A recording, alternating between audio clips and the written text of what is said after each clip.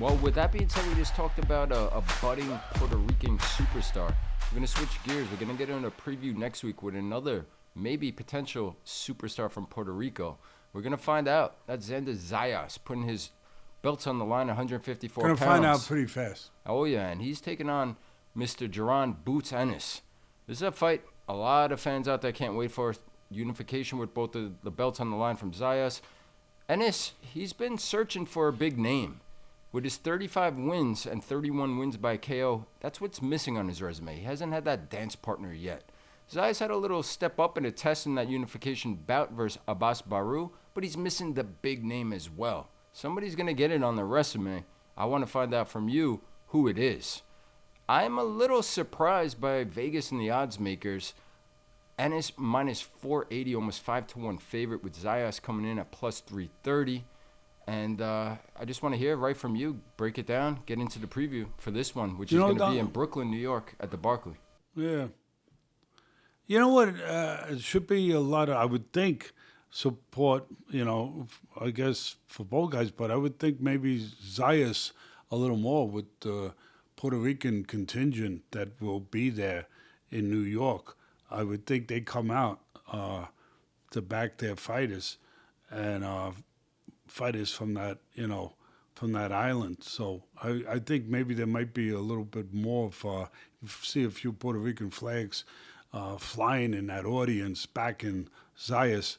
But to your point, and your thinking there of why Vegas would have, and is, almost a prohibitive favorite, such a big favorite.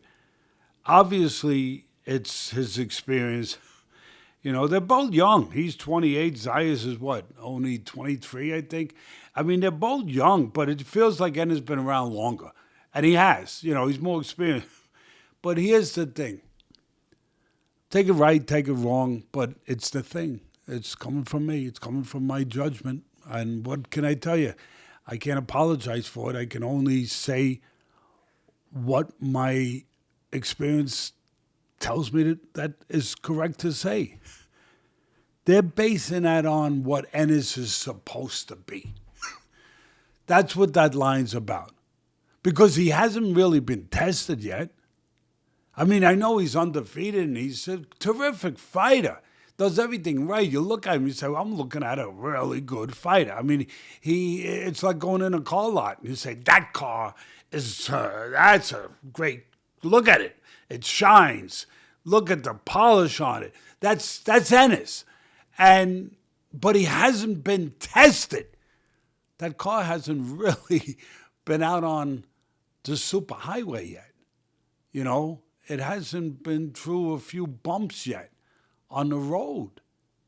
So that large line against another undefeated young fighter is partly because of his experience, his maturity.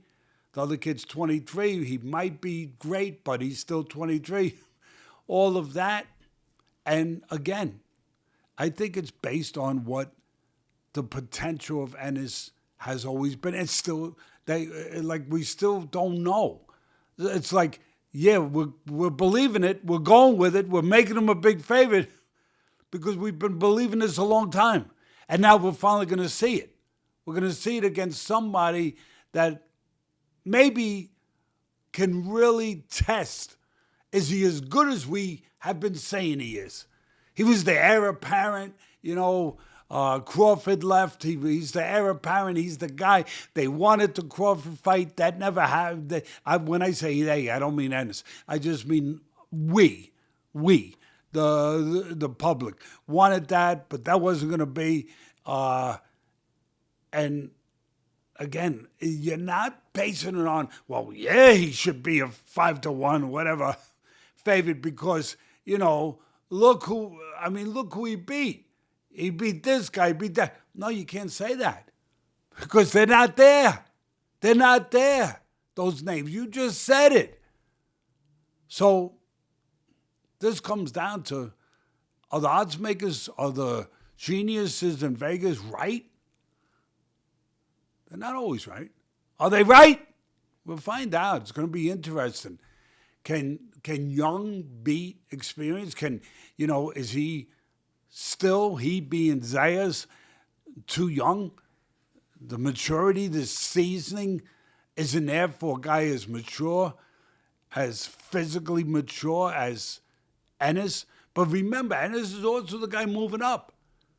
Zayas has that edge. Yeah, he's younger, but he's naturally the bigger guy. Ennis is moving up. Here's how it breaks down to me.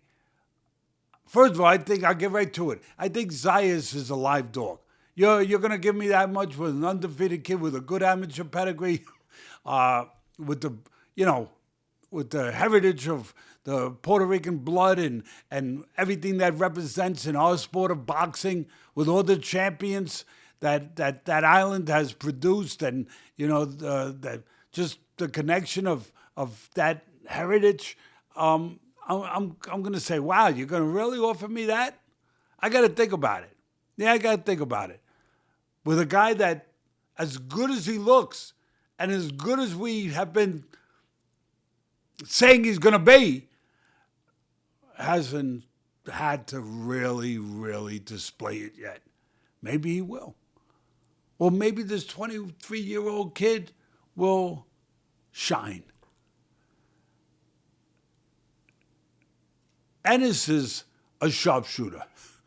He's physical. He's the puncher here. Not Zayas, not the bigger guy. Ennis is the puncher. And he's a sharpshooter. He's an accurate puncher. He's a guy that'll go to the body, go to the head. He'll fight inside, outside. He'll box if he has to, set traps if he has to, walk forward, engage if he has to or if he wants to. But he is an accurate, sharpshooting puncher that doesn't waste much and places shots to the right spots. On the other hand, the 23-year-old Zayas is a guy with good hand speed, but legs. It's going to be the legs of Zayas and the jab. Both guys are going to need their jabs for different reasons. Zayas to control the outside. I think he's going to want to live on the outside, pick his spots, go in and out, get angles. Try to keep this sharpshooter I just described. There's this guy who's a good puncher, who's an accurate puncher. Keep him off balance. Keep him off strike. So that would be my plan. So I'm going to guess it's going to be somewhere in that area, that neighborhood of being their plan. Zayas' legs and his jab, control the outside, control range. Well, you need the jab if you're going to be the guy who the burden's going to be to kind of make the fight, press the fight. You're going to need the jab to do that so the guy don't pot shot you, so he doesn't control the outside, so he don't dominate you with that stick, as Ali would say back in the day. He's going to have to go to the body. He being Ennis, he's going to have to go to the body, take the air out of the wheels, because I'll say it again, the key components are the jab, and for Zayas, for both guys, but for Zayas, the legs. His legs are going to have to take him to victory if there's going to be a victory, where he gets the angles, he controls in and out. The whole thing I just said. No better way to take away the legs than to take some air out of those radios by puncturing the tires and, going downstairs to put water in the basement. Let's get back to when I was doing the commentating. Put a little water in the basement. That's what he's going to have to do. But it ain't going to be that easy because the naturally bigger guy, Zayas, is going to look to catch him coming in, keep him off bounds, do some counter punching, not let him get to that comfort zone of being able to tear up his body a little bit. It's going to be an interesting fight. It's going to be a really, really interesting fight. I mean, at first blush, I said, yeah, I got to go with Ennis. Because of everything I said, the maturity, the experience. And then I said, but if. The if is, but I haven't really seen him in this kind of fight yet. With this kind of talent yet. Or what we think is this talent. Haven't really seen him. do I want to really shortchange Zayas that quickly? And just discount him? No. I think that as far as the betting goes, and you guys like to know something about the betting, right? You do. Let's be honest. I mean, you guys kind of like to know about the handicap and stuff. And at the end of the day. And I hope it's not all about that, because it's about enjoying the fight. It's about maybe being knowledgeable going in so you can look for certain things. That's what I hope. But I know that maybe you want to, when you're with all your friends there, you want to put maybe a donut. A donut. Bet just a donut. Bet a donut, with frosting on it. The donut with frosting for me would be, yes, the fight goes the distance plus 120. And look, there's a risk in everything. And it's called gambling. It's called fighting. Anything can happen. I mean, if Ennis gets his way, goes to the body, maybe it doesn't go the distance. I think we're pretty much all in kind of agreement that if it was a knockout, it'd probably be on the side of Ennis. But you don't know. Ennis gets frustrated. Maybe he can't get his way. He reaches just for a split second, gets caught a good counterpunch. Remember? We've seen it.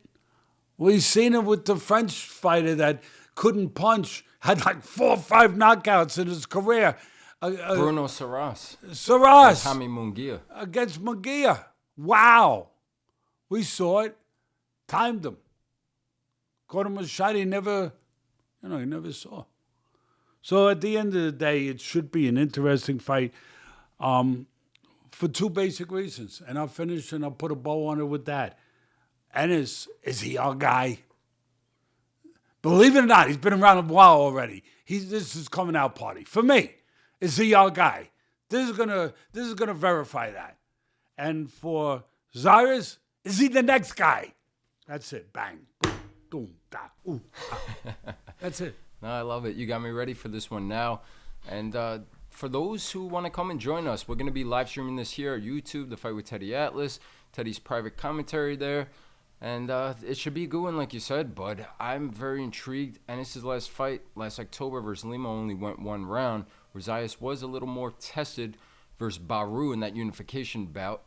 The winner of this would probably be the front runner, I assume, to many out there at 154-pound division. But it is a loaded division. We still have Sebastian Fundora is only getting better. We have Virgil Ortiz, who's been a little bit on the sidelines with some issues he's working through with Golden Boy and Oscar De La Hoya. We have new champion Josh Kelly. And I just can't wait to see the winner of this one and see what's next for the rest of that heated division or loaded division at 154. Yeah, I agree. And they're just,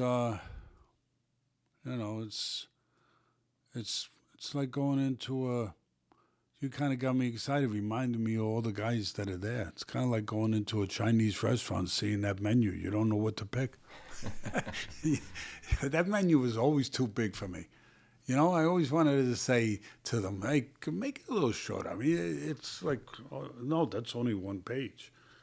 There's another page.